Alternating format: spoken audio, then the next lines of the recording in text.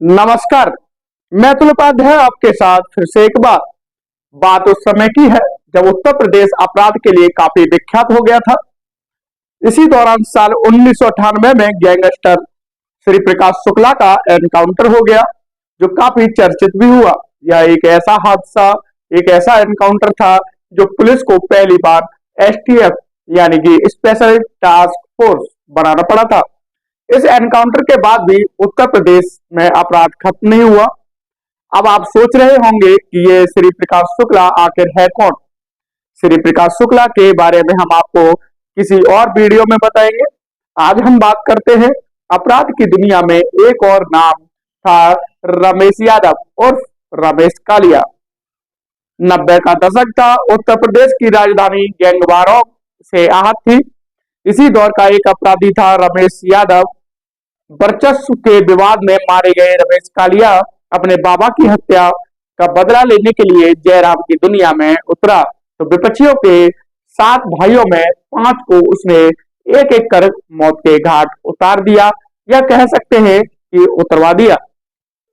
हिम्मत इतना था कि अपने दौर के बाहुबली एमएलसी अजीत सिंह को घेर लिया।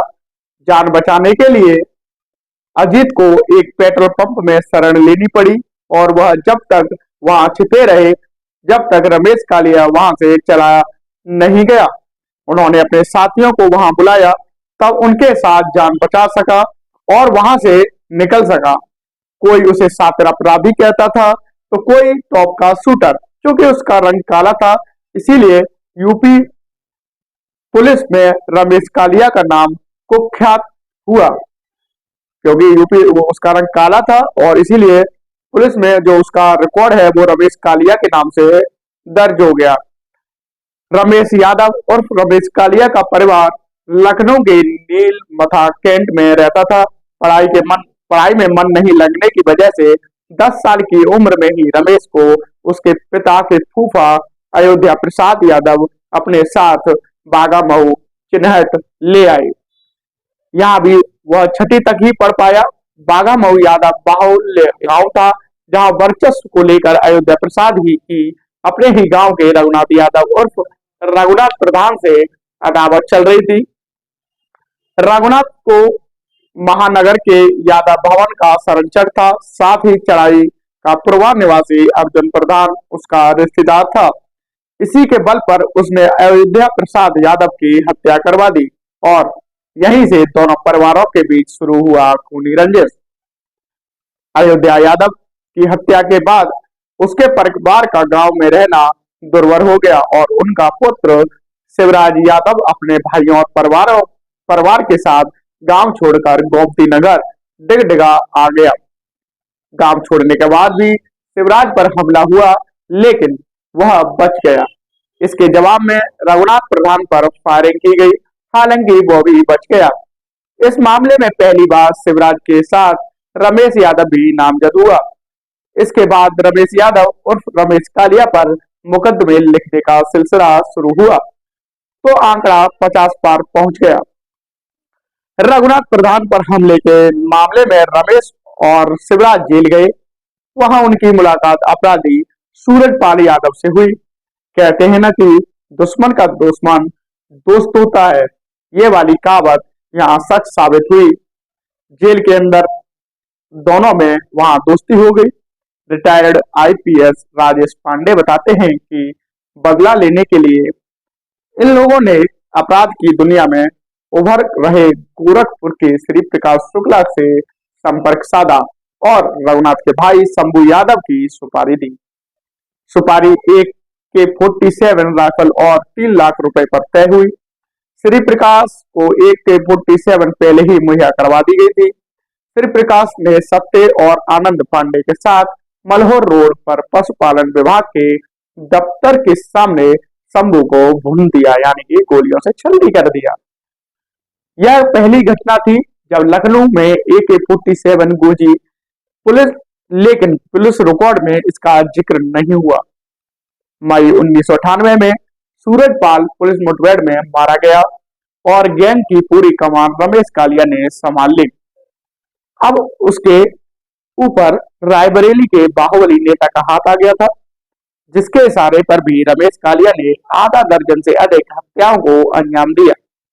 रिटायर्ड आईपीएस ब्रजलाल बताते हैं कि यह वह दौर था जब सुल्तानपुर और रायबरेली रोड पर तेजी से विकास हो रहा था। ऐसे में वहां काम करने के इच्छुक बिल्डर्स से लेकर ठेकेदारों तक को रमेश कालिया का प्रोटेक्शन मनी देनी पड़ती थी। यानी कि जो रमेश कालिया जिनसे प्रोटेक्शन मनी यानी कि हफ्ता कह सकते हैं, हफ्ता लेता था, वो वहां के बिल्डर थे, एक से एक बड़ी पैसे वाले थे, उनसे वो प्रोटेक्शन मनी लेता था। रमेश कालिया का आतंक इतना था, उसके डर से पीडब्ल्यूडी दफ्तर आने की खबर से ही जूनियर इंजीनियर से लेकर चीफ इंजीनियर तक सीट से खिसक जाते थे। वरिष्ठ पत्रकार विष्णु मोहन के मुताबिक रमेश कालिया यामाहा बाइक से चलता था।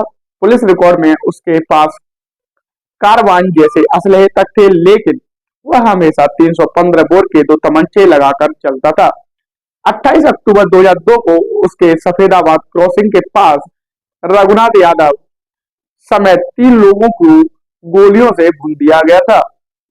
2003 का विधान परिषद यानी कि स्थानीय निकाय क्षेत्र का चुनाव था। बाहुबली माफिया अजीत सिंह सपा के टिकट पर लखनऊ उन्नाव सीट से चुनाव लड़ रहे थे।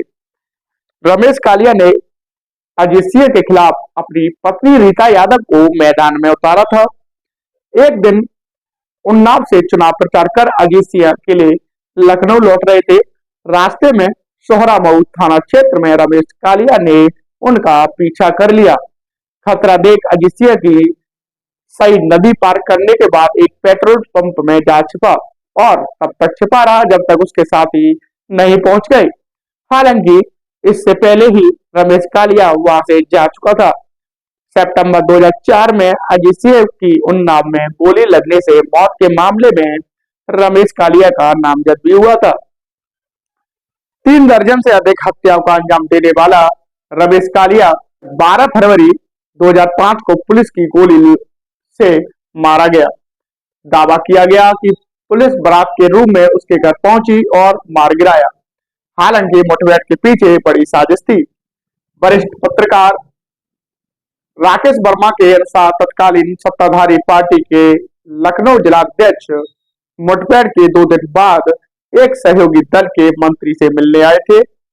बताया कि रमेश कालिया ने उस दिन अपने घर के बाहर पुलिस देखी तो उन्हें फोन किया।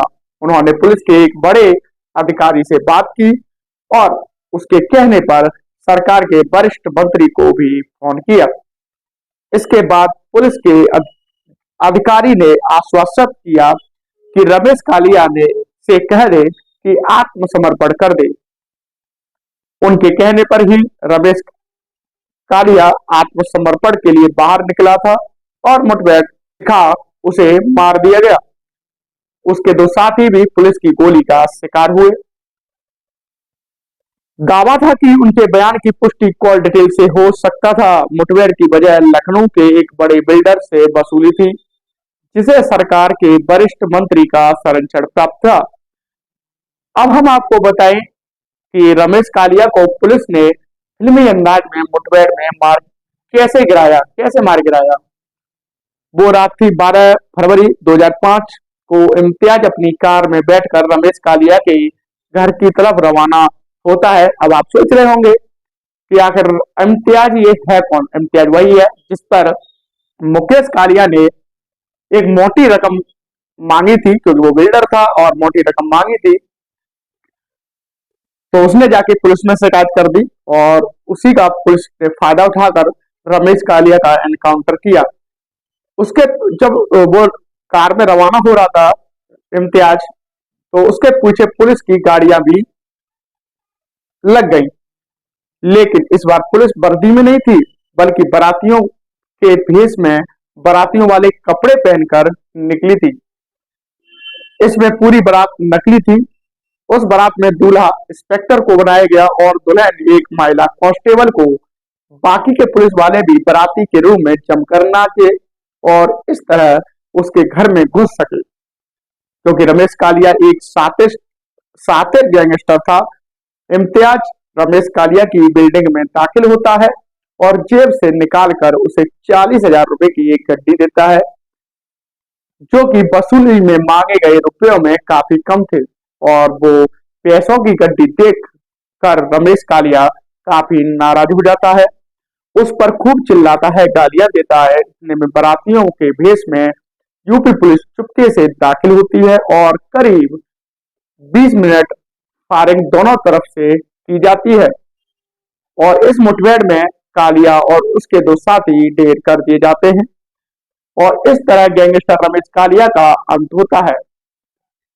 पता है इस घटना में अहम भूमिका में कौन थे? आईपीएस नवनीत सिकेरा।